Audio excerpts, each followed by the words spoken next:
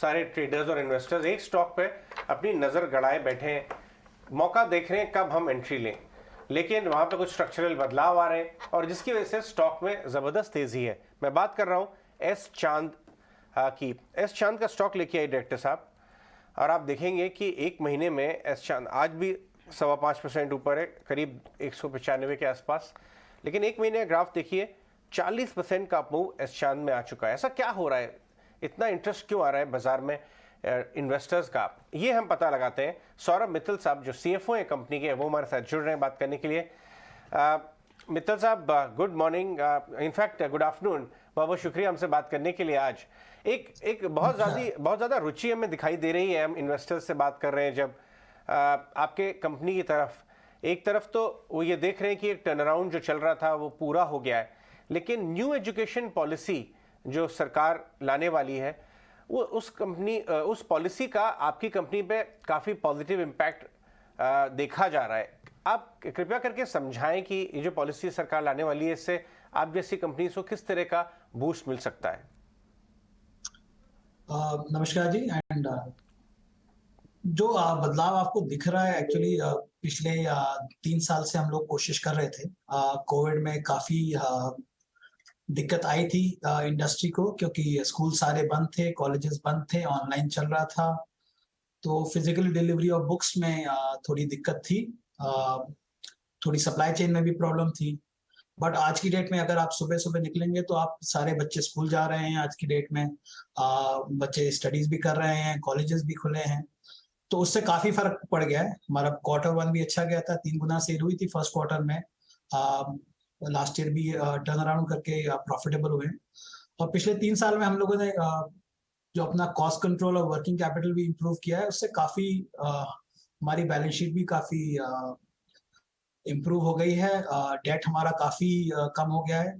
Net date हमारा जून and में 27 करोड़ था, और अभी पीछे हमने टेक्स्ट बुक में भी एग्जिट लिया, जो हमारा 8 गुना पैसा बना है। पिछले 5 साल से हम इन्वेस्टेड थे, तो काफी चीजें हैं जो चेंज हो गई हैं हमारी वर्किंग में भी।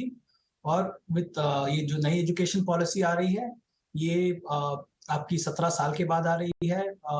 2005 में आखिरी बार एनसीएफ रिवाइज हुआ था, इस साल होता है, तो उससे एक तो सारी पुरानी किताबें हैं वो किताबें चेंज होती हैं, तो उससे ऑफ कोर्स वॉल्यूम बढ़ती है, कम से कम 20-25% वॉल्यूम 2-3 साल कंसेक्यूटिव बढ़ती है। हमने 5 से 8 में ये देखा था, तो काफी सब्सटैंशियल चेंज भी हो जाता है उससे। एंड जो बड़ी ऑर्गेनाइज कंपनीज हैं उनको मौका मिलता है और अपना मार्केट शेयर गेन करने का, तो काफी गेम चेंजर है ये न्यू एजुकेशन पॉलिसी।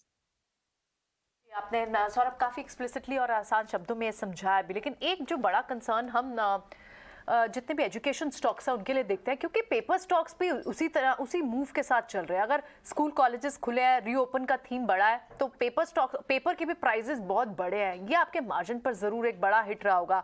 कैसे आप इसे डील कर रहे हैं? क्या प्राइस हाइक्स एक सोल्यूशन है जो आपने इम्प्लीमेंट किया है, और आपको लगता है कि पेपर की कीमतें इसी तरह से हाई रहेंगी? कैसे आप मार्जिन को सस्टेन करेंगे फिर? पेपर की कीमतें तो कंसर्न है हमारे लिए। हमने ऑलरेडी करीब 80 से 85% तक पेपर हमने ऑलरेडी अपना प्लान कर लिया है।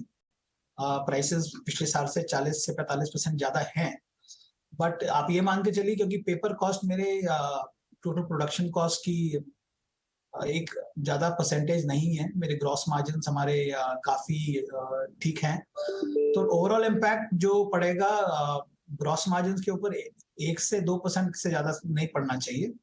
और दूसरा, प्राइसेस हम 15 से 18% बढ़ा रहे हैं। थोड़ा मार्केट में जो डिस्काउंट शेयर होता है वो थोड़ा कम होगा, तो कई चीजें कर रहे हैं उसमें। और इस साल क्योंकि वॉल्यूम्स हायर होंगी, तो ओवरऑल एबिटा लेवल और प्रॉफिट लेवल पे इम्पैक्ट नहीं आना चाहिए। मिस्टर मित्तल, Q4 FY23 तक कर्ज मुक्त होने की योजना आप बना रहे हैं। सबसे पहले तो हमारी बेस्ट विशेस कि आप अपने गोल्स, जो टारगेट्स आपने सेट किए हैं, उन्हें अचीव कर पाएं। लेकिन इसे ध्यान में रखते हुए फिर केपेक्स प्लान्स, कारोबार विस्तार को लेकर प्लानिंग क्या कर रहे हैं? आगे फंड रेजिंग को लेकर क्या कुछ योजनाएं आपने बनाई हैं?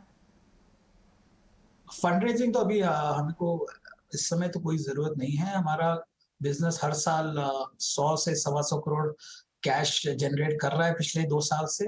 अच्छा वर्किंग कैपिटल चल रहा है, तो फंड रेज की तो कोई डिस्कशन है ही नहीं। एक्स्ट्रा फंड टेक्स्ट बुक की सेल से भी आ गया था, जिससे हमने डेट रिड्यूस किया है। तो जो हमारा डेट है वो तो मार्च एंड तक खत्म हो ही जाएगा, कैश पॉजिटिव ही रहेंगे मार्च एंड तक। केपेक्स बहुत ज्यादा प्लान नहीं है, क्योंकि इस इंडस्ट्री में ऑलरेडी कैपेसिटी प्रिंटिंग की बाहर बहुत ज्यादा है, तो रिप्लेसमेंट कैपेक्स रहता है 2-4-5 करोड़ का, उससे तो कोई फर्क नहीं पड़ता ज्यादा। और बाकी कंटेंट डेवलपमेंट में भी इतनी कॉस्ट नहीं है, लार्जली वो जाता है वेरिएबल कॉस्ट में जाता है, ऑथर्स को रॉयल्टी जाती है, तो बाकी फिक्स कॉस्ट तो फिक्स्ड है ही, उसमें ज्यादा चैलेंज नहीं है।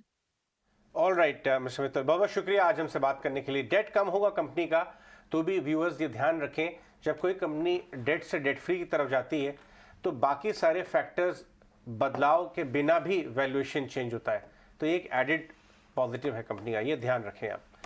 ये कंपनी गाइड कर रही है, मित्तल साहब गाइड कर रहे हैं कि मार्च तक कॉन्फिडेंट है कैश फ्लो जनरेशन से ही डेट फ्री हो जाने में। राजेश, एक बार चार्ट्स पे देख के बताएं, स्टेडी गेनर है, कंपनी के मैनेजमेंट ने खुद अभी बताया कि क्या बदलाव आ रहे हैं कंपनी में और क्या अपॉर्चुनिटीज़ हैं, और स्टॉक को देखिए आप, स्टेडी गेनर एकदम 1 महीने में 40% की तरफ जाते हुए, क्या लेवल्स आपको नज़र